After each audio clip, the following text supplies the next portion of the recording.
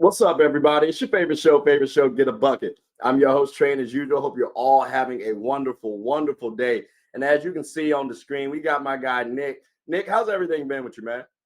Man, everything's been wonderful. It's been an up and down season, so I'm excited to get to talk about it. It's definitely been an up and down season. Listen, brother, I wore a little gold. All this called Get a Bucket. So, we got Lakers here. But I wore a little gold just because your team is the Steelers. So I try to give you a little support. But if y'all know, though, I'm a Panthers fan. So we will be talking about my boys a little bit, just a little bit. But, Nick, before we get into football, what's your plans for Thanksgiving? Great question. I come from a very traditional Jamaican family, so we're big on family. And every year since I was a little kid, we go to my cousin's house. And we have a big gathering.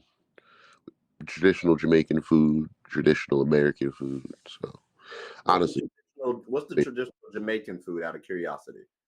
We do rice and peas, some oxtail on Thanksgiving. Yeah, we go in. I might need to hit up your house there for Thanksgiving. That's what I heard. Say oxtails. That brother said oxtails. Ladies and gentlemen, y'all haven't had oxtails. Boy, them things be slapping. Oh my God, yeah. My guy slide through. That's how you invite yourself, ladies and gentlemen. Let y'all know that. So thank you for not saying no on camera. Thank you for saying no. Thank you for not saying no on camera. But what's your Thanksgiving plan? Sounds like you're looking for some. No, so I mean, I'm going to two houses right now. I'm fat, believe it or not, ladies and gentlemen. Don't let the slender frame fool you. Okay, I'm greedy. So I like to take plates as hostage. That's what I call it after Thanksgiving. You know what I'm saying? But I'm going up to my aunt's house, family friend's house. Up in the area, so all the family's gonna be up there. So having a good time. So I'm in charge of bringing desserts for one of the families, so that'll be interesting. They did hit me where I'm good at, though. I'm good with desserts, so I know how to pick them out. But if you want to be making from scratch, that could be a little interesting. But no, it should be a good time, though. It should be a good time. Shout out to these stores I'm about to buy these desserts from. Hey, yo, I suggest Wegmans, my man. That's the go-to spot. Wegmans be slapping. Costco. But here's another one, too, though, that people be sleeping on. Safeway. That's right. I said it. Safeway has some good desserts too now. But no, Wegmans, you are absolutely right, Nick. They got some desserts for that. Woo! What's your favorite dessert, out of curiosity? Now, after this, I promise y'all, ladies and gentlemen, we will talk about the NFL teams. I promise y'all. Damn, that's a good question. I mean, it's gonna sound basic, but it's just since I was a kid, it's something that's always been like refreshing and like I don't ever feel like too like overstuffed, Yeah. So like ice cream, it's like that's like my like guilty shit, you know what I mean? Like I love me some ice cream. Fun fact, I've never heard ice cream as someone's favorite dessert. Like you never hear that. That's interesting, actually. See, I'm gonna say I got a tie. I got a tie between sweet potato pie and banana pudding. All right, those are my two. Like I can always eat those. It don't matter. I can even combine them. So I mean, those are my favorite two. I've never heard ice cream though. That's crazy. That's crazy. So and not crazy in a bad way. That's crazy and like I it's the simple things, bro. Like it's the simple things in life that take you far. So I mean, I'm not mad at that answer at all. Yeah. That's a good one. That's such a good one. All right. Well, I mean, ice cream, banana pudding, sweet potato pie, Thanksgiving meals. I'm hungry now. Dang. Maybe we should cancel this episode and come back later on. I'm a little famished now. I'm a little famished. Dang on it. I did tell the people that we was going to talk about football, so I got to stay true to my word. So, ladies and gentlemen, I'm going to try to share the screen here. What we're going to do is talk about here all NFL teams, but the division. So we won't talk about all 30 directly. Like we will be covering we will be covering them. So, Nick, we talked about a couple of teams last time you was on, and let's go ahead and start it off with the AFC. Actually, the AFC East specifically. We got the Dolphins, Bills, Jets, and Patriots. Who's your winner for this division? Right now, I'm gonna have to go Dolphins. They're just playing at such a high clip offensively. Okay. I'm seeing Bradley Chubb start to come into his own too. get used to the system. And we forget about Bradley Chubb, but he was and is one of the best pass rushers in the NFL. So watching him kind of mature, whilst watching Mike McDaniel's offense just dominate the league by storm is truly wonderful. I think the thing that's lost in this explosive pass game with Tua, that both their running backs are averaging, I think, 5.5, 6. Pretty sure Devon Achane, who's back by the way, is averaging 10 yards a carry. So look out for that. And The I mean, offense is explosive. What do you say though to the people who say they don't beat quality teams? Because again, I think when we first started out, I definitely said like this was the toughest division when we first spoke on this, right? And so I wanted to say I can't remember who I went with defensively because also Aaron Rodgers was still at the helm at the time, so this division was a little different. But the Dolphins don't beat those top tier teams this season, at least have not. Does that give you any concern, or you still you rocking with the Dolphins still? Because it sounds like they could falter a little bit. I think when we're talking about the strength of schedule in this division, I would point to the quality of wins from other people in the division. We could talk on the Dolphins for a while, but when you talk about the AFC East specifically, that's the conversation. Yeah. And right now, you're dealing with teams that are also losing very low quality wins, like the Bills dropping against the Broncos and the Jets. I mean, you have the Patriots, who this looks like Bill Belichick's last year coaching for the Patriots. Whether it goes to another team or decides to hang it up, he just looks like he's going through the motions on the sideline at this point. Okay. And then the Jets have to put everything on the back of Zach Wilson, and I still don't know if he's up to meet the challenge. So, I mean, it's the Bills, it's the Dolphins division to lose right now. Okay. Yeah, that's more my thought. Okay. Now, I think we both kind of agree it's the Dolphins to lose, especially talent wise. With the Bills, should they try to like? And I'm hesitant to say this because I feel like maybe a Bills fan might watch this, and I've been told Bills fans are quite slanderous, and they might try to go at you. So I'm hesitant to ask this question, but should the Bills try to rebuild like now? Like, should they just go ahead and say, you know what, Diggs, we might need to just let you go? What's your thoughts on the Bills? Because I think they have missed their window now. Like I think I don't believe in them as a Super Bowl contender anymore.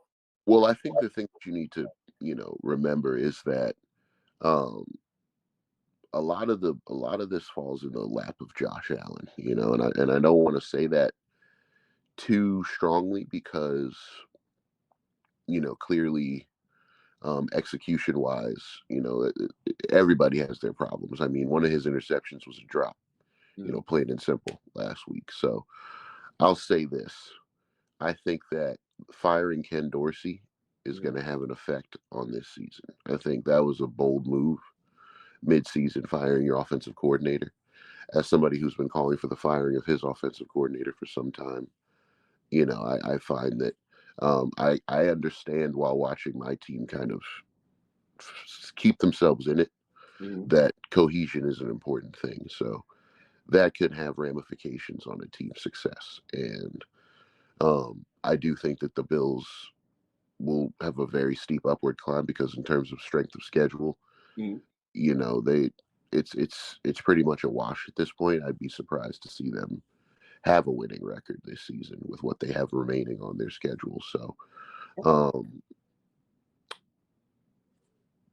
I'm not going to say that they can force a rebuild. I think if they come out any slower or any more sloppy than they have been, it would, we'd be hearing about investigations into tampering in the off season. So, I think that they just need to find a way to make Josh Allen stop trying to be Superman every play, and easy check down, and to take the 10-yard throw versus the 30-yard interception. Okay. I mean, I ain't gonna lie. I think that's gonna be a little harder to do.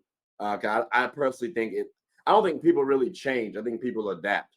And this has been Josh Allen over his career. I've heard he tries to play Superman. And I mean, he has the physical tools to be able to do so, but that doesn't win you a Super Bowl. I mean, again, Panthers fan here, like the man with this jersey, we did it before, we tried and it failed. So like I've witnessed people trying to be Superman, and it's a team game. So I mean, like this isn't basketball. Like Kobe could do it, cool. Jordan could do it, cool. Like Braun can do it, cool. As a quarterback, it's very tough to do it. Even Pat Mahomes, there's nobody that does it alone. So it's like with Josh Allen's mindset still being the same this many seasons in, you can't teach an old dog new tricks.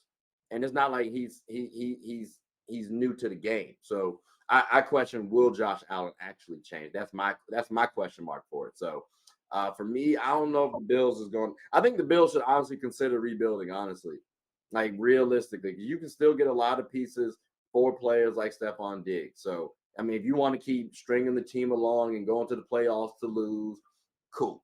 But I mean, you want to think about winning, and winning a championship, your window's gone now. So, I think there was a statistic that said a coach quarterback combo has never won a Super Bowl together after 5 years, and I'm pretty sure this marks the 5th season that Josh Allen has been the quarterback and McDermott's been the coach. So I'd love to see what happens after that. I mean, you said 1, 2, 3, 4, 5. Like, Yeah. You got to go. I don't know what to tell you. But you said something interesting real quick. Speaking about a coach, Bill Belichick last season. If this was his last season, where would you want him to go then? I was actually really, really on. I think a perfect match right now, just because he clearly wants to go somewhere where it has an already built talent pool that he can kind of adjust to kind of fit his mentality, especially in terms of defensive strategy. I think the Chargers would be a great fit for him. I think if Bill Belichick went to the Chargers, he's already got Justin Herbert. He's already got a talent pool full of a team that has a strong offensive base. Okay. If he can bring in and coach up that defense to be more disciplined, they could be a serious problem next year. So I think that would be a cool fit for me personally. That would be my dream, because I always, I know I'm not a fan or anything, but I always have a soft spot for certain teams and franchises. Yeah. And I was so sad watching Phillip Rivers because he just seems like such a nice guy lose for so long. So heartbreaking games, and I'm seeing the same thing start to happen to Justin. So, I really want to, and I like Justin. He's a humble kid who, to me, arguably might be the most talented quarterback in football. People underrate. That's an underrated. He's just underrated because of the team he's on. But how many times he puts them in a position to win, and then his head coach makes a dumb call or wastes a challenge or doesn't call a timeout, or basic coaching things that end up losing games that make it look like he's not the one capable of orchestrating a game-winning drive, even though you see him throw for 4 straight completions on 4th down for first downs. It's like he's, to me, arguably might be the best arm talent in football. So I think that you'll start to see that more if he can get a winning strategy around him. Okay. I mean, I will say I'm cool with Justin. He's on my fantasy team, so I hope he does well. He does have a squad around him though on a consistent basis. So I do think that does kind of go against them sometimes. Like, if he loses early, dang, Justin, like you couldn't get further. But I do say it's interesting you bring up Phillip Rivers, and Phillip was successful, just lost in the playoffs. And I think that is kind of like Justin Herbert, because I think sometimes like Jalen Hurts reminds me of Donovan McNabb. And it's just interesting how, history does repeat itself. So I think we might be seeing a similar thing nowadays.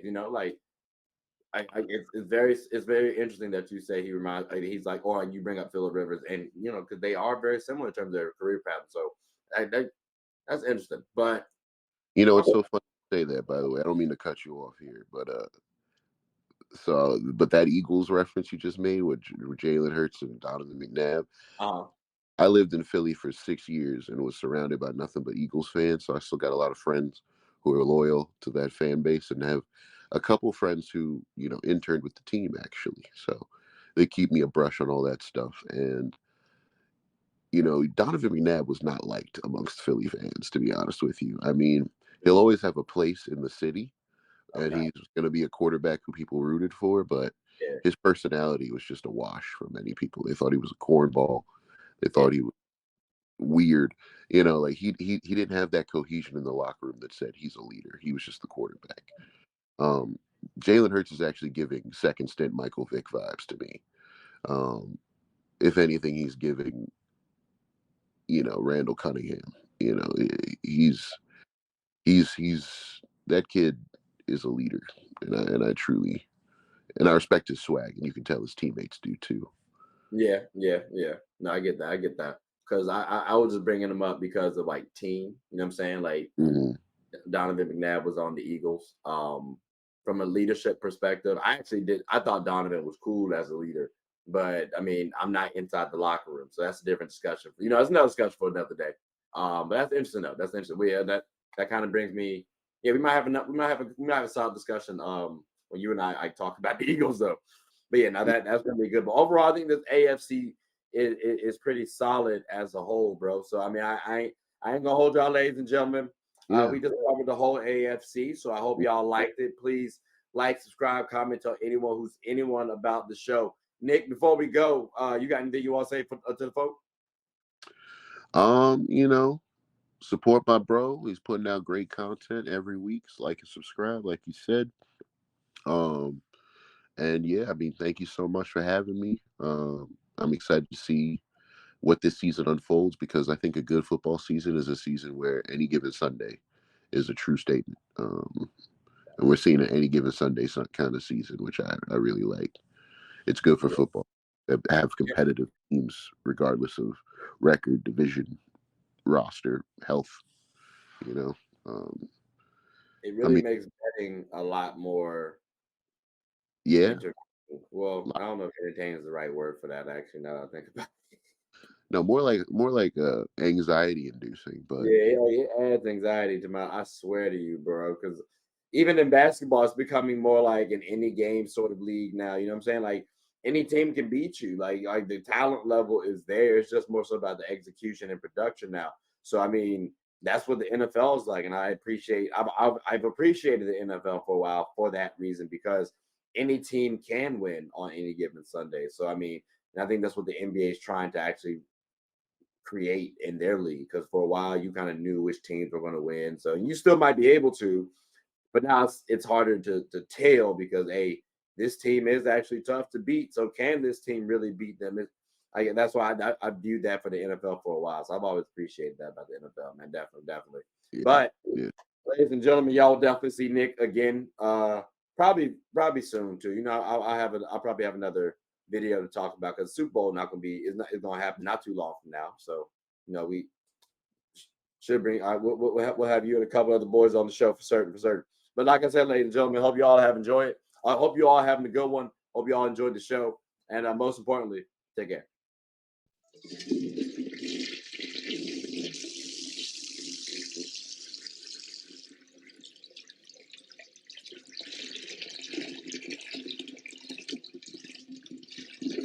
Oh, I did not know you guys were still here.